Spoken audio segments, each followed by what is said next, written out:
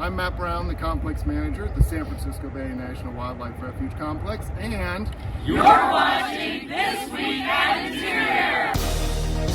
This Week at Interior. Secretary Haaland visited Pennsylvania this week, where she announced more than $244 million in funding from President Biden's Investing in America agenda to address dangerous and polluting abandoned mine lands in Pennsylvania communities. During the visit, Secretary Haaland, Lieutenant Governor Austin Davis, and Office of Surface Mining Reclamation and Enforcement Principal Deputy Director Sharon Bacino toured a neighborhood in Bavard, an area dealing with subsidence due to historic coal mining.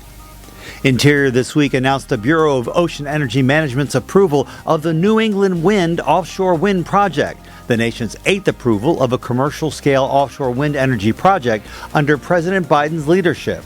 Situated approximately 20 nautical miles south of Martha's Vineyard, Massachusetts, New England Wind is expected to generate up to 2,600 megawatts of electricity, sufficient to power more than 900,000 homes with clean, renewable energy. Secretary Haaland this week took action to protect the Thompson Divide area in central Colorado, one of the state's most cherished landscapes, known for its ranching heritage and grazing lands, important wildlife habitat, recreation opportunities, and clean water. A new public land order withdraws more than 220,000 acres of Bureau of Land Management and U.S. Forest Service land from new mining, mineral, and geothermal leasing for the next 20 years. Colorado's farmers, ranchers, hunters, and anglers have worked to protect the area's streams, aspen groves, and ecosystems for generations.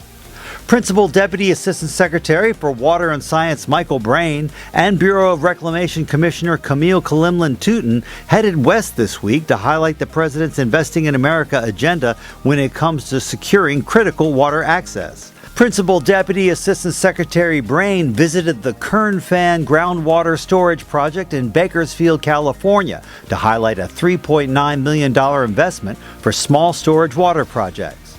In Arizona, Commissioner Touton joined tribal, local, and state leaders to announce a $25 million investment to protect and maintain the Yuma East wetlands and Topak Marsh. And in California, the leaders announced a $19 million investment from the Investing in America agenda to install solar panels over irrigation canals in California, Oregon, and Utah, simultaneously decreasing evaporation of critical water supplies while advancing clean energy goals. Interior this week announced that up to $320 million is available through the President's Investing in America agenda through the Bureau of Reclamation to assist federally recognized tribes and tribal organizations plan and construct domestic water infrastructure. The Inflation Reduction Act invests an overall $550 million to expand domestic water supplies in historically disadvantaged communities. The Bureau of Safety and Environmental Enforcement and the Bureau of Ocean Energy Management this week signed a memorandum of understanding with the United States Coast Guard. The new agreement strengthens federal collaboration in support of the Biden-Harris administration's priority to deploy clean energy to combat the global climate crisis. And our social media picture of the week, welcome to the night at Arches National Park in Utah.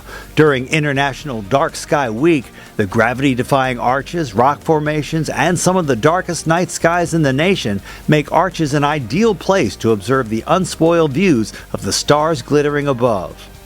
Make sure you follow us on Facebook, Instagram, Twitter, and YouTube. That's This Week at Interior.